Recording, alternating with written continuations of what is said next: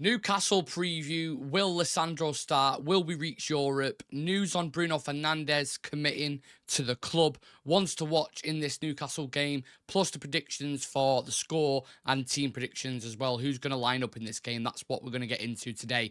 So make sure you smash the like on the video and subscribe. This is your preview. Man United, Newcastle, Old Trafford, last home game of the season, last fight for Europe. Time to give the fans something to fucking shout about before the inevitable FA Cup final. Now, Man United only 2 wins in our last 10 games in the league. It's been a horrible end to the season. I think we can all agree. We got knocked out of the Champions League pretty well in the groups. I was gonna say pretty early. Then we got knocked out of the group, Champions League in the fucking group stage. We got knocked out of the Carabao Cup pretty early as well, but somehow we've managed to drag ourselves to the FA Cup final again, for the second time again against Manchester City again in the final. Now, in relation to this game, you can only go off what your last game was. Obviously, we all know that the game against Palace was absolutely horrific and unacceptable on every single level. But in my opinion, the Arsenal game in comparison to Palace was much better. Now, that doesn't mean it was a good performance. It just means it was better than that fucking miserable one, which, let's be honest, you can't get much worse than that Crystal Palace performance, losing 4-0. But I thought it was more patient. I thought it was more structured, more composed on the ball. And the issue is, even when we perform better, we still have individuals that can completely cock it up for us, right? And I was looking into this, and I mentioned this a couple of times on social, so a couple of people know what I'm talking about. But Onana, Casemiro, in the past 5 games, have both made errors leading to goals. You look at Casemiro, the wild header back to Onana where he punched someone in the face. Can't remember that was. The Arsenal game, Casemiro not stepping up and keeping that offside line, keeping Kai Havertz onside, him inevitably getting to the byline, squaring it for Trossard and Trossard scoring. And then Casemiro equally made a couple of mistakes in the Crystal Palace game, which is why they scored a couple of goals in that. And you can go on and go on and go. Even throughout like the full season, there's been so many individual errors. And I even remember in pre-season, right? Pre-season I'm talking about here, in the Dortmund game, I think it was, where we made about 2 or 3 mistakes and they punished us. And it was like starting the season, like you're like, maybe you can kind of pass on it because it's pre-season, and like you understand it to a certain extent. But like, come on. It's been a reoccurring theme throughout the full season. So look, you could talk about tactics, you could talk about individual players, you could talk about how you feel the game's going to pan out. But when you have players who do them kind of things, you can't really plan for that, you know? Like Ten Hag set up against Arsenal in a much more structured way, much more compact, much more patient. And then, you know, if a player like Casemiro does that in the game, you kind of just throw your book to the side or your tactics board and you just say, what's the fucking point? What's the point? So that is something that we definitely cannot do tomorrow it's not the Premier League title on the line, but it's still important for us to get into Europe in terms of recruiting players. And I'll get into Europe shortly in terms of what the race is looking like for that and how realistic it is. Lissandro Martinez is back in training. We got that on the afternoon show at 12 o'clock. There's some news coming in from the press conference that he is back in the squad. The big question is, will he be ready to start? I'm going to get into my predicted lineup towards the end, so make sure you stick around for that. And we've got a full team on the screen, which I want to dive into. But yeah, will he be ready to start or not? Would you start him, more to the point, more importantly? Would you put him in the team and would you start him at centre-back, yes or no? Let me know in the comments. The midfield equally as well. I thought Amrabat had a decent game, although some people seem to be calling me a little bit delusional on TikTok, which is absolutely fine. I'm used to it. It's the comment section. It's never full of positive compliments, is it? So that's all right. But I thought Amrabat was, let's say, at least much better than Eriksen has been when he plays. I think he offers more steel off the ball. He's not better on the ball, but he's more, I don't know. He just feels more secure, I would probably say, with Amrabat in the side, rather than, you know, sometimes when Ten Hag plays Eriksen at 6, I'm just like, what on earth are you doing? It scares me every time he puts him there because he's so frail and so weak. He's not that kind of combative player, is he? You know what I mean? And he can't get about the pitch very quickly. He's quite literally like the opposite to N'Golo Kante. So the midfield, I would personally go probably with Amrabat, and again you'll see that in the team lineup. But Eriksen, yeah, keep him on the bench. We'll have to see if Bruno Fernandes is available, of course. I'm not sure. He's touch and go at the minute with injuries. We also had some news on Bruno Fernandes recently. So we've had a load of stuff this afternoon from Saudi basically saying that they're very interested in Bruno Fernandes and Casemiro. I give my take a little bit on that because I didn't know whether it was serious news or not, but it's an interesting prospect. I said I wouldn't sell him now personally. I'd give him a year or two and then review it because he's one of our most important players. He's the captain, and we've got many other problems bigger than Bruno Fernandes. Like you don't start there basically.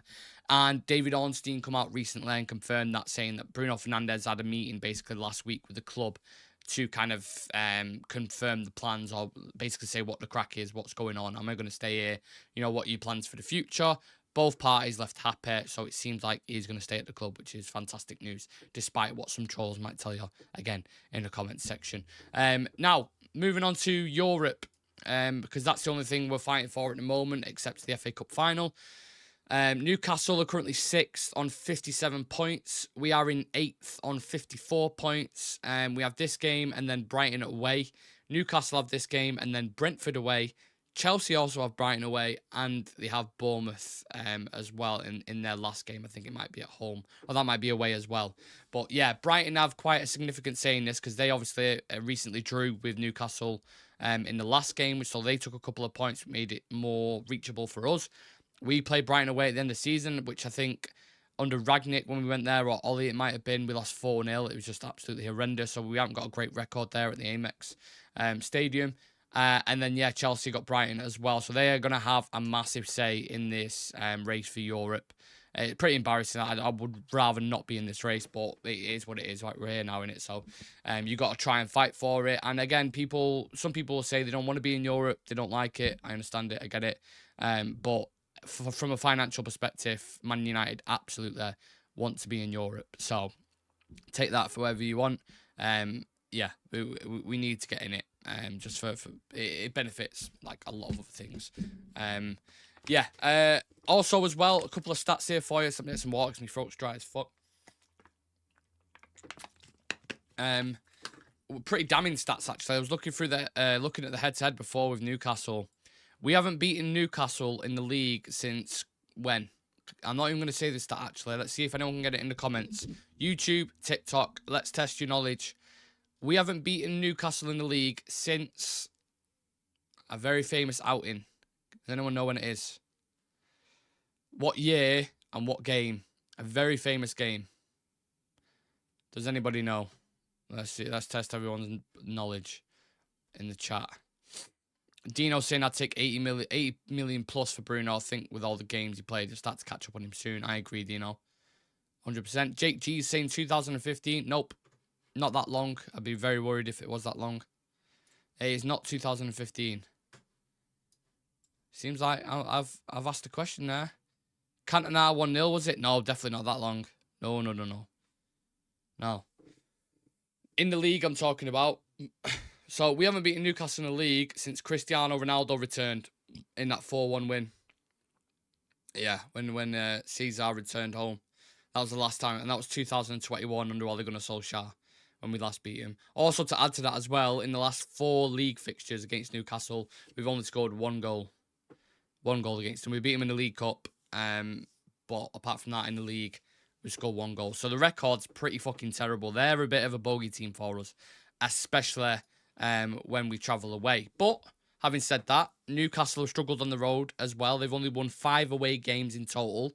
I thought what BBC kind of put out there about them was interesting, saying, considering all the injuries and suspensions they've had, with Eddie Howe to be in with a top 6 shout was amazing. Deserves a lot of blah, blah, blah, all this kind of basically licking Eddie Howe's ass.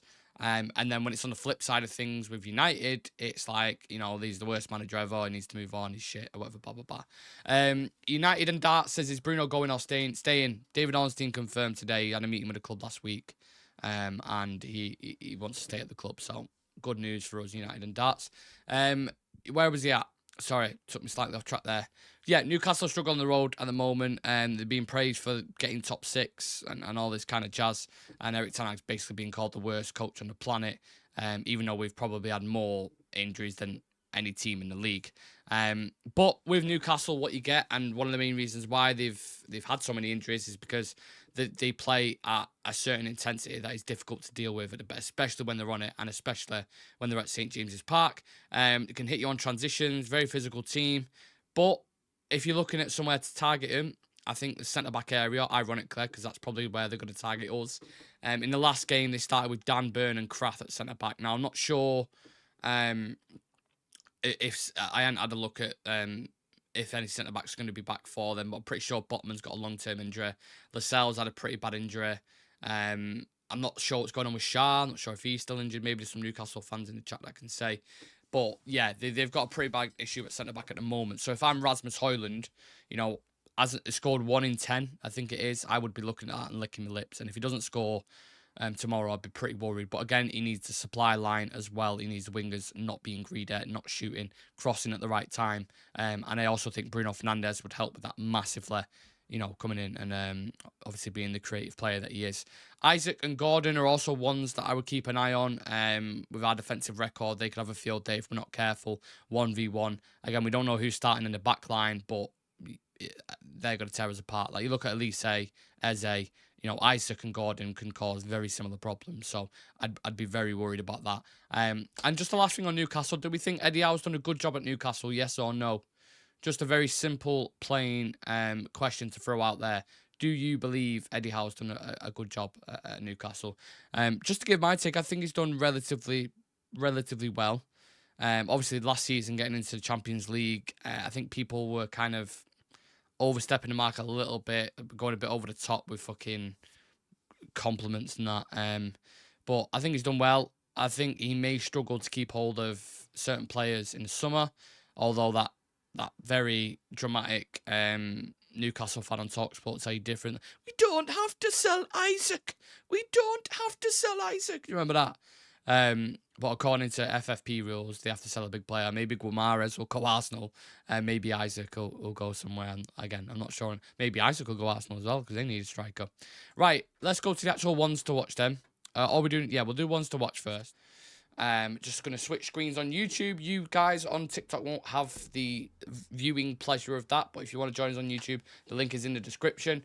And the ones to watch I've gone with today is they don't talk about Bruno. So obviously Bruno Fernandes and Bruno Guimaraes. Bruno Fernandes, the most big chances created in the Premier League this season, 20, 3.3 key passes per game, 10 goals and 7 assists in total for the Portuguese. The only signing in the last 10 years that hasn't declined. That was said by Gary Neville yesterday, and I tend to agree with that. Recently, only just missed his first couple of games due to injury, which is crazy considering he's been here for about 3 or 4 years now. When he's missing, you noticed in the last game a huge creative hole when he's not there, and it's really noticeable. And also 79 goals and 64 assists in 230 games for United in all competitions. A fantastic record for number 10. I think we all remember that the record as well. I think in his second season where he got 18 goals and 12 assists. Phenomenal. So, yeah, he's there. He's one of our best players. He gets criticised a lot, which sometimes I understand in terms of how he reacts on the pitch. He's a very emotional player, but he's definitely one of our most important players, and that's been highlighted in the past couple of weeks. Likewise with Bruno Guimaraes, goals and assists in the Premier League, 6 goals, 6 assists so far. Maintained a high passing accuracy of 85% across his matches. Vision and ability to create chances has been pivotal for Newcastle.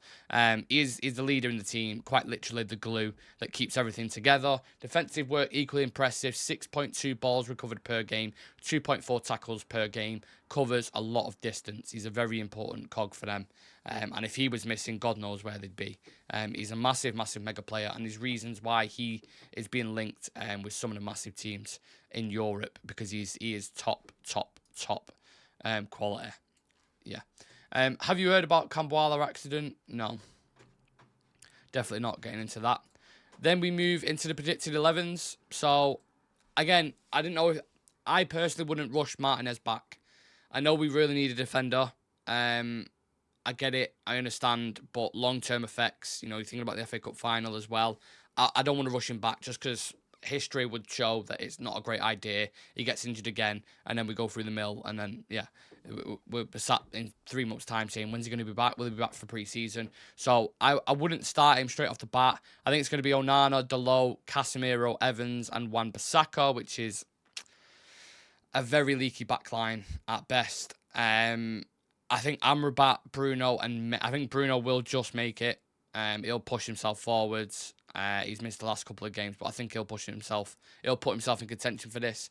Amrabat, for reasons I mentioned before, should be starting in the midfield. Kobbie Mainoo, that's an obvious one. I don't think Marcus Rashford will be available, so Garnacho stays on the left, even though I prefer him on the right-hand side. Hoyland up top. Ahmad, I'm not sure what's going on with his knock. Charlie's just put it in the chat there. Is Ahmad injured? I don't know. I've not had any updates on that. It's not a serious injury, but again, it might be a bit of a knock, so he might not be able to start. That's why I've gone with Anthony on the right-hand side. But equally, for people who are saying Cambuala, etc., I understand it. I would also play him, but again, Ten Hag said in his press conference today, we have to see how he kind of reacts. So I don't know if he's going to be available. Alan saying, do you think we'll win on Wednesday? I'll give him a score prediction shortly. Don't worry about that. I'll get into that in a moment. But yeah, that's the lineup I would go with. Let us know yours in the comments. Who would you bring in? Would you throw Martinez right in there? I'd be interested to see that. And who else would you put on the right-hand side if Ahmad isn't available? Or is that too obvious? Charlie's saying Newcastle's one of the most scoring teams in the league. I'm afraid what Castle do against them. Yeah, that's gives you nightmares. Done it, I suppose, in that sense. And that's where we get to the score prediction. Oh, God. I think there's going to be goals in it for sure.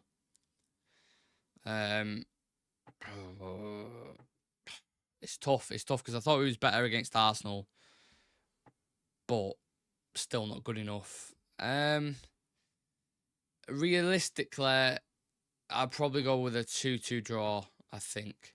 But I could also see Newcastle winning it 3 or 4-2, just because I look at that defence and I'm like, if Isaac's on it, if Gordon's on it, and they could really terrorise that defence. And if Casemiro keeps playing the way he's been fucking playing, oh my God. Yeah. Brandon saying the only benefit is we're at home. Yeah, we have been battered at Old Trafford quite a few times over the season, equally. Do you think you can cope with the pace of our front line? Exactly that, yeah. Gordon and Isaac. And I don't know whoever's playing on the right-hand side. Yeah, they could really, really have a field day. I'm going to go with 2-2, but I think more realistic. I want us to win, of course. But if I'm being realistic, I think it's probably going to be, 3-2 Newcastle. I'll go with definite goals. Probably United making a mistake at some point. And hopefully we can bring on players in the second half to kind of ease it up slightly. But I'm not holding my breath because I've watched this team enough this season to know we can be absolutely fucking shocking at times. But yeah, for anyone who's just joining, or if you wasn't here at the start, sorry, there was some news on Bruno Fernandes. David Ornstein put a tweet out saying that he had a meeting with the club last week, and basically both parties left the kind of meeting happy. Bruno wants to stay at the club for the next couple of years at least, let's just say. And United are happy with him as well. So both parties want him to stay, and he's happy despite all the, all the kind of news and noise around Saudi Arabia wanting to sign him, which I do believe is true. They probably do. But Bruno was too good to go to Saudi Arabia. It'd be a shame if he did. So yeah, Kai Morris. I cried watching the Varane leaving video. It was pulled on the heartstrings, didn't it? For sure. I'd agree with that. My Damned United in the chat saying, can we just use Anthony on the left from now on? Just have to stick crosses in for Rasmus. No more cutting in to curl one into the space into the top bin. My Damned United, we have a lad on the channel called Chive who's been asking for that for about 6 months. Yeah, he's been pushing for Anthony start on the left-hand side. But my only criticism with that is he's predictable as it is anyway if he's on the right-hand side because you know he's going to cut in.